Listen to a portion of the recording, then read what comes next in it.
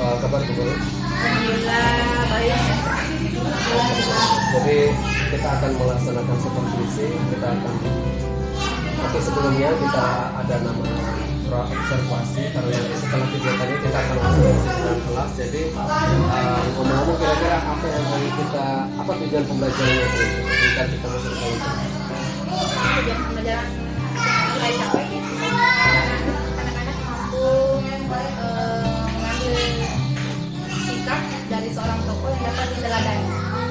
Lalu metode, strategi dan pengembangan seperti apa yang kita akan lakukan?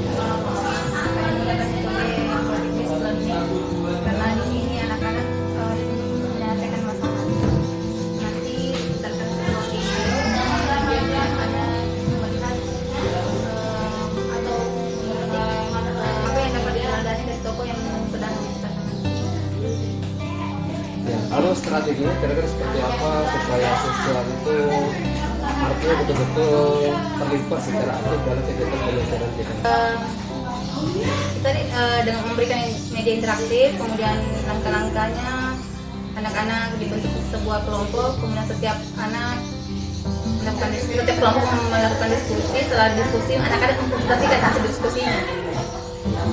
Ya, jadi saya kira itu sebuah planning atau rencana yang sudah sangat bagus dan cukup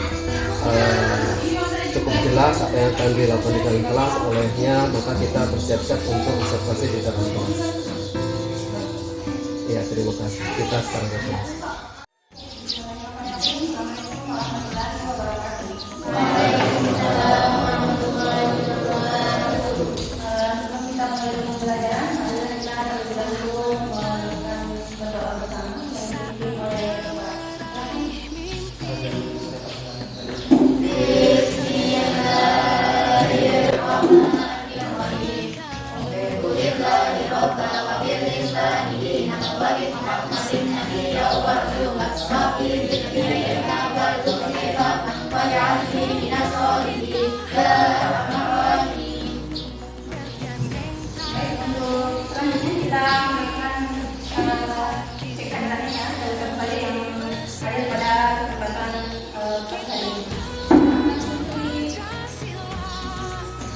Baiklah, kalau begitu kita bertemu pada kesempatan hari ini dalam pembelajaran media.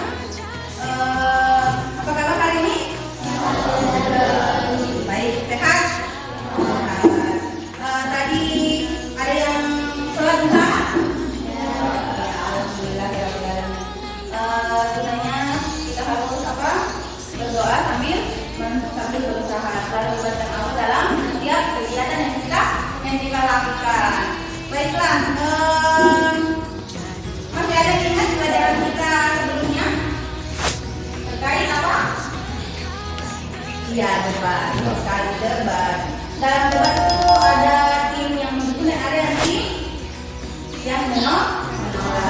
Ya. Itu pelajaran kita sebelumnya. Selanjutnya hari ini kita akan belajar mengenai hal yang dapat diteladani dari tokoh. Apa yang ingin kita capai dalam pembelajaran ini? Pembelajaran ini kita akan mengupas biografi tokoh-tokoh yang ada di Indonesia. Kemudian kita akan mengambil apa sikap apa yang perlu diteladani dalam tokoh. Nanti silakan berbaris satu arah.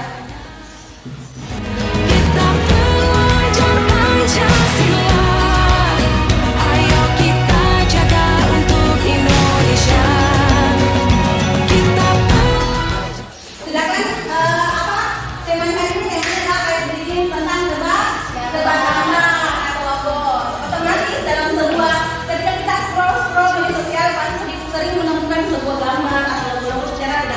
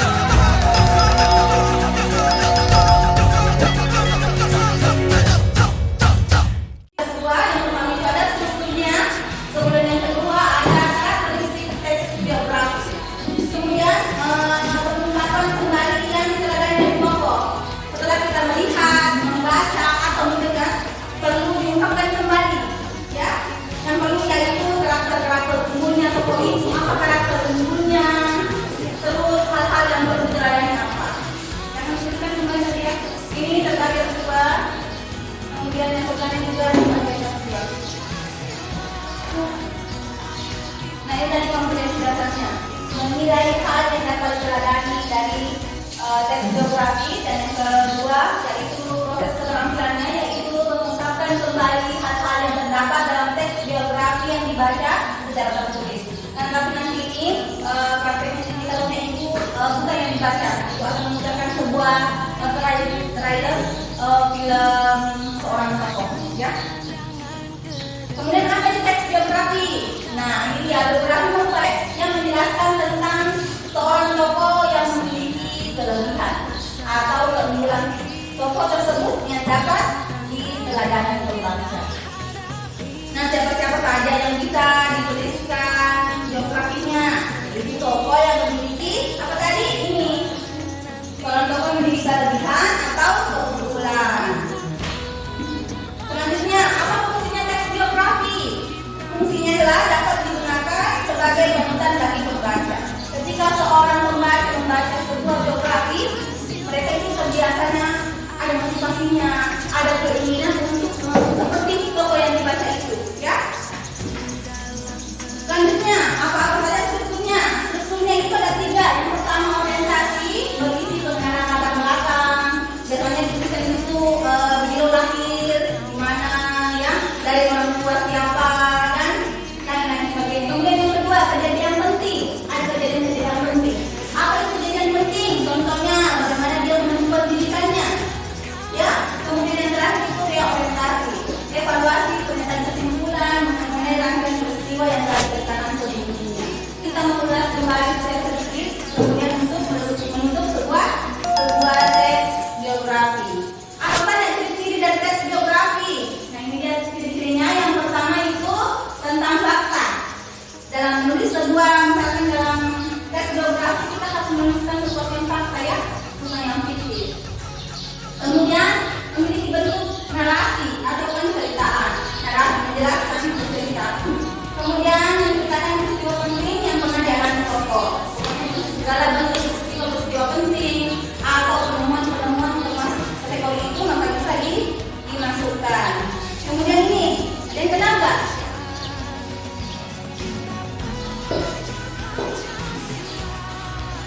Ini seorang tokoh. Tahu? Ayo, kok diam sih, gak pernah lihat ya?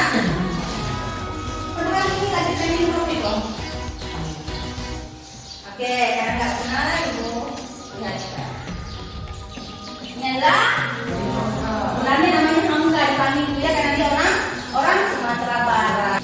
Kalau ini pasti kenal lah, masa ada satu kampung gak kenal, ya? Dia siapa? Dia adalah lahir di Parepare. Dia disebut sebagai bapak teknologi Indonesia karena apa? Karena dia mampu menciptakan kira-kira menciptakan pesawatnya, dia hanya membuat yang sayap saja, ya. Ini pasti nggak kenal, ya. Ibu juga baru berkenalan beberapa bulan terakhir. Ada yang kenal nggak? Nah, ini juga seorang tokoh di Indonesia. Siapa namanya? Mari kita lihat. Namanya adalah Pak Soekarno Widodo, lahir pada 20 Maret 1940 di Surakarta. Penulis dan novel dan dia penulis dan novel. Dia seorang sastrawan sekaligus sejarawan.